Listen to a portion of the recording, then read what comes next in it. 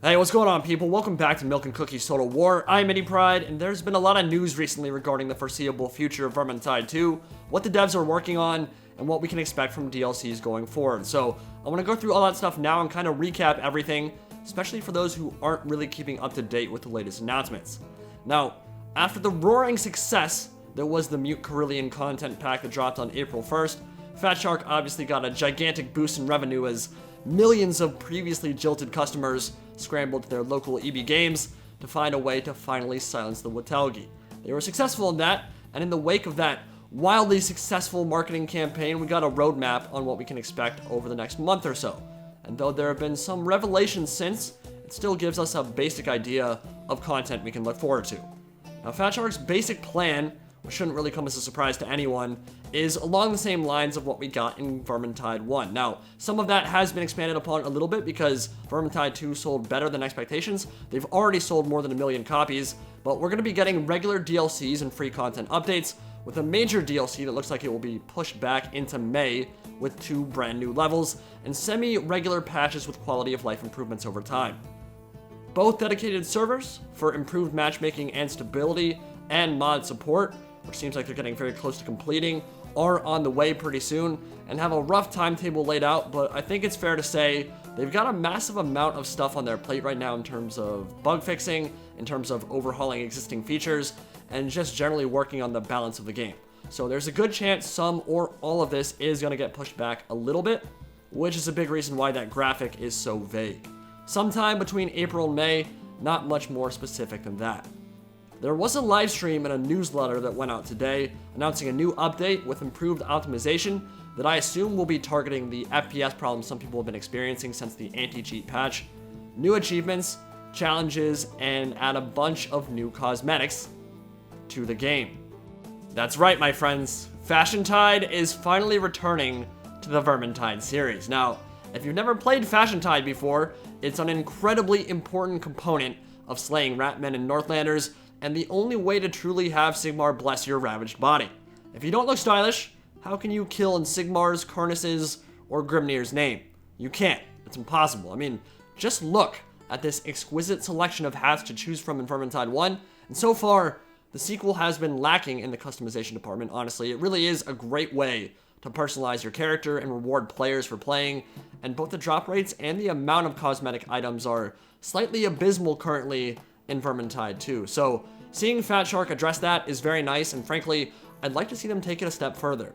Again, I don't want stupid skins. I don't need to see Pokemon or Mario or Luigi or whatever get added into the game that doesn't reflect the lore or characters in any way, shape, or form.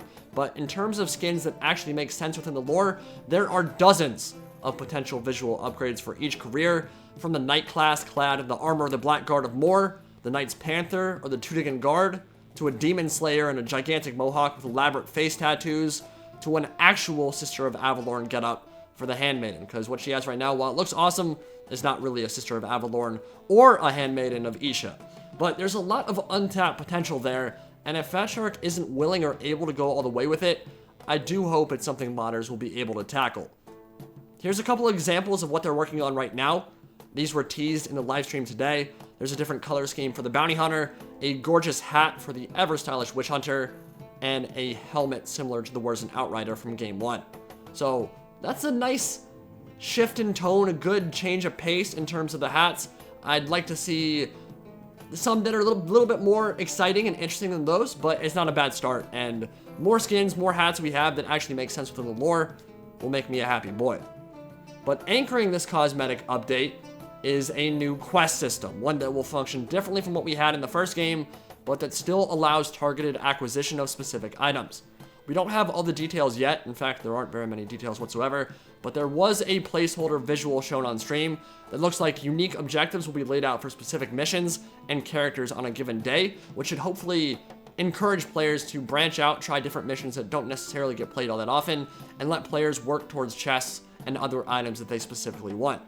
For those who weren't around for the first game, the quests and contracts board was by far one of the best additions after release, and helped alleviate a lot of the problems people had with the loot system. And I expect a similar level of quality here, as when there's an item that shows up on the board that you really want, you have a guaranteed way of getting it, provided you're good enough or persistent enough to complete the requirements. It's a really good way of bypassing bad luck and the complete RNGesus aspect of that D-bag Randall who screwed us over countless, innumerable times, and I think honestly it'll just be a really good thing for the game. Now, unfortunately, the live stream itself didn't go into anywhere near the kind of detail most people actually wanted. The vast majority of it was a rehash of stuff they'd already said, but it's clear they're being very cautious about hard dates or letting slip too much info, because the community is pretty much guaranteed to get pissed if Fat Shark doesn't deliver exactly to every specific word that comes out of their mouth.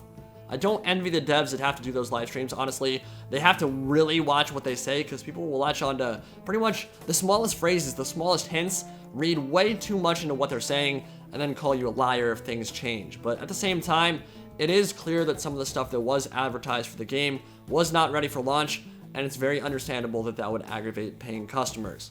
It's good to see it's being worked on, of course, but many of the quality of life changes from Vermintide 1 probably won't make it into the second one for a while, and typically speaking, you want to see those improvements that were made from Game 1. You want to see those lessons get learned for Game 2, and they weren't necessarily learned on launch or didn't have enough time to get put in the game. So I have faith that all that stuff will get ironed out in time, but understandable that's a little bit frustrating for the paying customers. For instance, the green dust problem that a lot of people are experiencing, where you've maxed out all or most of your characters, you only play on champion and legend, and therefore never drop green items for rerolling traits. That is something Fat Shark is aware of, and they are working to solve, but of course the question remains, why is it that both green and blue dust are required to reroll traits when they aren't used for anything else? It's kind of a bizarre system that wasn't really thought out very well. But that is being fixed, alongside general balancing patches to make underused weapons more viable, and they did point out that they want the meta of each patch to settle out for a while, so they've intentionally avoided stacking up a lot of balance passes in short succession. And if V1 is any indication, it might take a while, but even the absolutely garbage tier weapons will eventually become usable. There were only a handful in the first game, I think, that never truly became Cataclysm viable, but even then, in the hands of a good player, you could still make them work. Moving past that stuff, I do want to talk about the upcoming DLC, which was initially slated for release in late April, but will likely now be dropping in May. We've been given a few hints so far, in the form of puzzle pieces who Alex3OMG so graciously compiled on Reddit for us, and this gives us a pretty good picture of an Empire city. Which one? We don't know yet, but some people are suspecting this might be a return to Uberstrike, that it might be a callback to the old maps like Supply and Demand or Wellwatch.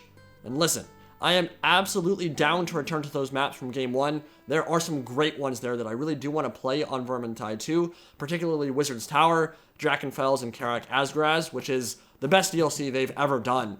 But I don't know that rehashing old ground is the best move for the first map pack in the sequel.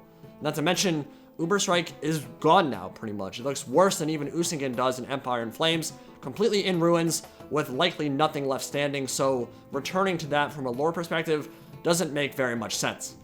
I'm hoping that a return to Uberstrike is something that modders can handle, and if not, it would still be great for Fat Shark to go back and give those old ones a fresh coat of paint and some new weather effects, because they are super fun to play, don't get me wrong. Like, Horn of Magnus in a winter blizzard would be awesome.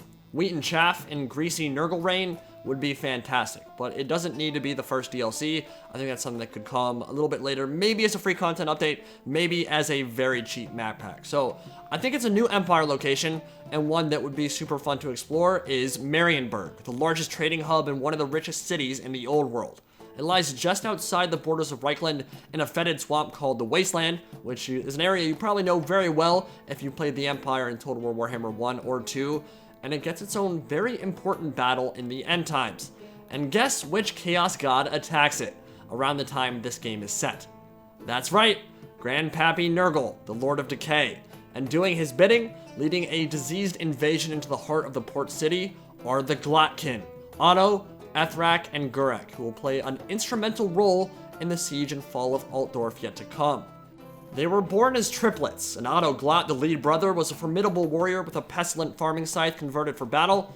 Ethrak was a sorcerer of Nurgle with immense power, and Gurek was, to put it mildly, an absolute nightmare, a towering colossus of rotting flesh and inhuman strength, blessed so badly by the Rotfather that he towered over enemy battlements and could pick up cannons with ease as the slime that covered his body ravaged the still air with its awful smell.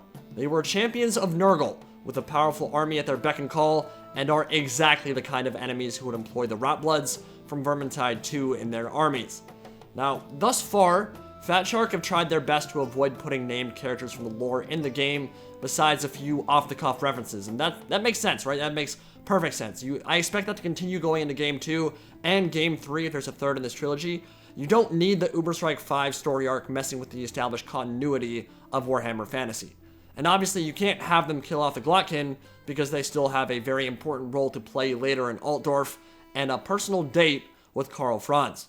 But having the bloody Uberstrike 5 or 4, it doesn't matter, enter the city during a Nurgle invasion to save a particular artifact or kill a particular underling of the Brothers Glott, that would be perfectly acceptable and allow us a greater glimpse at a larger conflict ongoing in the Empire. Remember, it's the end times, the entire world is going up in flames, there's a lot of crazy stuff happening, and it'd be cool to get more of a taste of that. We've seen some serious devastation so far in Uberstrike and Helmgart, but nothing like the truly blessed champion of the Chaos Gods can actually do and achieve all the time in the lore. And this would be on a scale that we previously have not seen if Fatshark decided to go that route. Now, as with the majority of map packs Fatshark has released, there should be a handful of new weapons coming alongside the rest of the map pack, and it should be a nice injection of content whatever they decide to do. So, quick recap: balance changes, cosmetics, a quest system, new maps, and likely new weapons will be on their way in late April and maybe mid-May. And I don't know about you guys, but I'm looking forward to it. Once we get an official date and more tangible information on the map pack, I will be sure to cover it. But for now, thank you all for watching. Indie Pride, signing out for now.